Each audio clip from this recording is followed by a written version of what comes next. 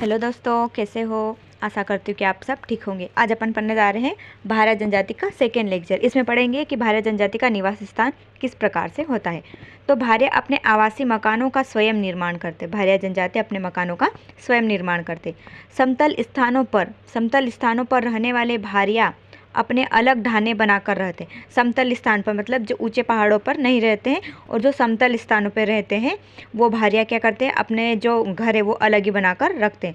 इनके ढानों की आकृति कोरकों के ढानों की आकृति जैसी होती है। जो समतल स्थानों पर जो रहते हैं ना भारिया जनजाति, वो अपने घर कोरकुओं के घरों के समान बनाते हैं।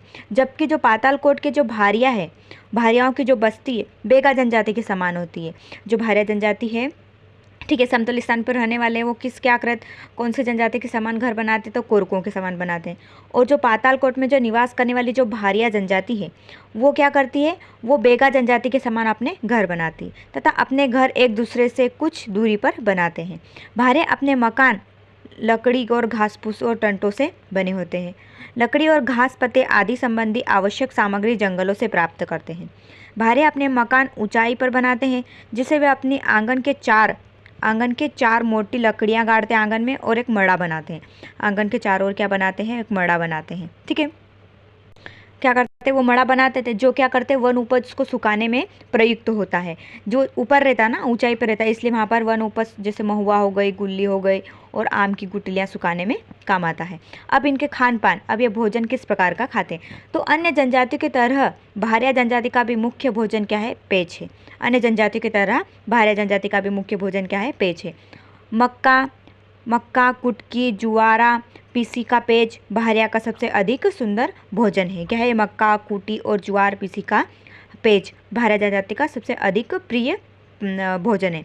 विभिन्न अवसरों पर कोदो कुटकी, धान, सावा, मक्का, ज्वार और चावल की भात बनाकर खाते हैं। मक्का और ज्वार पीसी के आटे की रोटियां किसी भी तिथि या त्यौहार पर बनाई जाती है। मक्का और ज्वार की जो रोटी है वो पीसी के आटे की रोटियां होती है, वो किसी भी तिथि और या त्यौहार पर बनाई जाती है। महुआ और आम के बीजों की रोटियां भारिया का बरसाती भोजन होते हैं। भारिया जनजाति का बरसाती भोजन क्या है, तो महुआ और आम के जो बीज है उनकी रोटियाँ इनका बरसाती भोजन है। परंतु खाने में आयोडीन युक्त अर्थात नमक की कमी के कारण इन्हें घेंघा रोग अधिक ग्रसित होता है। क्या होता है, भारिया जनजाति में क्या होता है, नमक में अत्यधिक कमी होती है, नमक ये कम खाते, इसलिए क्या होते हैं, घेंघा रोग से पीड़ित होते हैं। भारिया विभिन्न प्रकार के भात बेसन के साथ बड़े चाव से खाते हैं। चावल और कुटकी की खीर भी बनाते हैं। चावल और कुटकी की क्या बनाते हैं, खीर भी बनाते हैं। इसके अलावा भारिया जनजाति मौसमी भजिया, आलू आदि का सेवन करते हैं। ठीक है, आगे भारिया कैसे होते हैं, मांसाहारी होते हैं। भारिया जनजाति किस प्रकार की, मांसाहारी होती है, जो पक्षियों का शिकार करते हैं और मछली खाना और पकड़ना इनको अत्यधिक प्रिय शौक है इनका। क्या करते हैं, भारिया जनजाति मांसाहारी होते हैं, पक्षियों का शिकार करते हैं, मछली खाना भी पसंद है और उन्हें पकड़ने का भी प्रिय शौक है। इसके अलावा ये कंदमूल का भी सेवन करते हैं। आम और महुआ से भारिया जनजाति अखाड़ी भोजन बनाते हैं आम और महुआ से, है ना। और महुआ की मदिरा भारिया स्वयं बनाते हैं, और इनका पेय पदार्थ भी होता है। महुआ की मदिरा बनाते भारिया स्वयं बनाते हैं, और इनका पेज भी होता है। अब इनके हथियार और शिकार करने के लिए कौन कौन से हथियारों का प्रयोग करते हैं, तो कुल्हाड़ी भारिया का मुख्य औजार है। क्या है, कुल्हाड़ी है जो भारिया का मुख्य औजार है। भारिया जंगल जाते समय कंधे पर कुल्हाड़ी अवश्य रखते हैं। क्या है, भारिया जंगल जाते समय कुल्हाड़ी अपने कंधे पर रखते ही है। शिकार भारिया का प्रिय शौक है। क्या करता है, ये शिकार मांसाहारी होते हैं ना, तो शिकार करना इनको प्रिय शौक है इनका।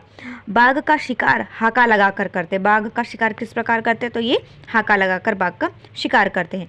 भारिया शिकार के लिए विभिन्न फंदों का प्रयोग करते हैं। मछली पकड़ने के लिए भारिया किसी हद तक जाने के लिए भी तैयार हो जाते हैं।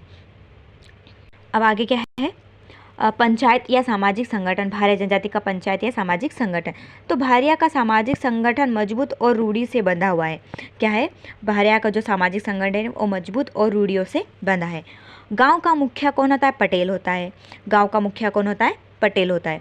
पटेल का पद किस प्रकार से होता है, तो पटेल का पद परंपरागत होता है। जातीय पंचायत का मुखिया भी पटेल होता है। ठीक है, पंचायत के 5 पंच समाज में महत्वपूर्ण भूमिका निभाते हैं। पंचायत के जो 5 पंच है ना, वो समाज में महत्वपूर्ण भूमिका निभाते। पंचायत का जो दूसरा प्रभावशाली व्यक्ति होता है भूमका, पहला तो कौन हो गया, पटेल हो गया, दूसरा कौन हो गया, भूमका, और तीसरा कौन हो गया, तो पडियार हो गया, और चौथा है कोटवार, तथा पांचवा व्यक्ति गांव का कोई भी शाना या फिर कोई बड़ा व्यक्ति या बूढ़ा व्यक्ति होता है। ठीक है।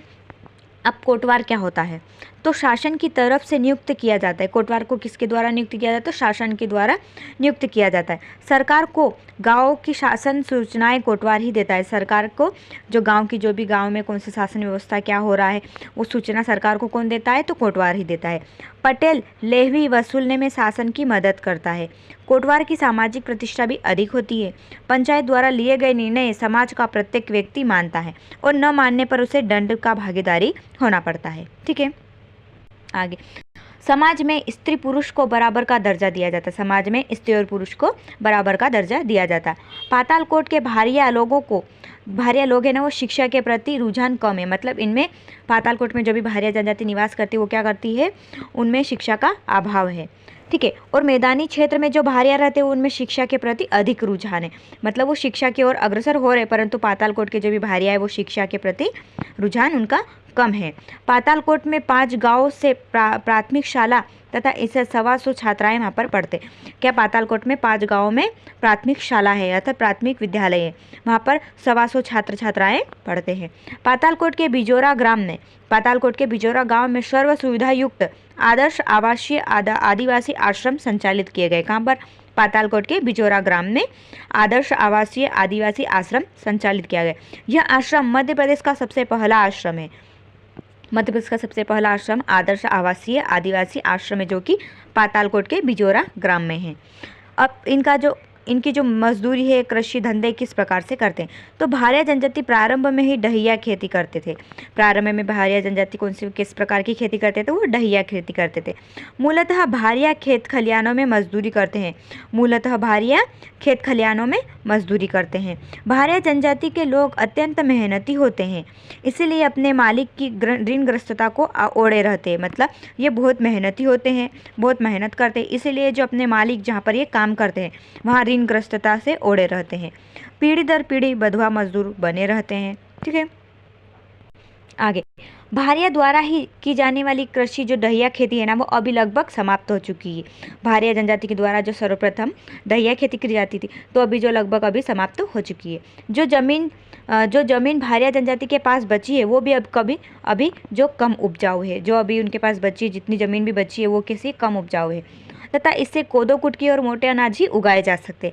सरकार द्वारा इनके लिए चलाए जाने वाली योजनाएं के कारण इनकी खेती पर मेड़बंदी का कार्य तथा उनके लिए अत्याधिक उत्पादन देने वाले बीज मुहैया करवा रहे। अर्थात सरकार के द्वारा जो इनके पास जो कृषि बची हुई है वो भी कम उपजाऊ है, तो इसीलिए उनको क्या एक योजना चलाई गई है, मेड़बंदी का कार्य करवाया। उनके लिए उनको क्या करती सरकार, अधिक उत्पादन देने वाले अनाज देती है और वो वहाँ पर उसको बोते हैं। भारिया जनजाति कृषि के अतिरिक्त लघु वनोपज एवं जड़ी बूटी का भी संग्रहण का कार्य करती है। भारिया जनजाति पातालकोट में उगने वाले आम, जामुन, अचार और हर्रा, महुआ, तेंदुपत्ता का भी संग्रहण करती। बांस की बनी सामग्री, छिद्र पत्तियों तथा देवबहारी घास से झाड़ू बनाना और लकड़ी के दरवाजे पर खुदाई कार्य करना पातालकोट के भारिया लोगों की परंपरागत शिल्पकला है।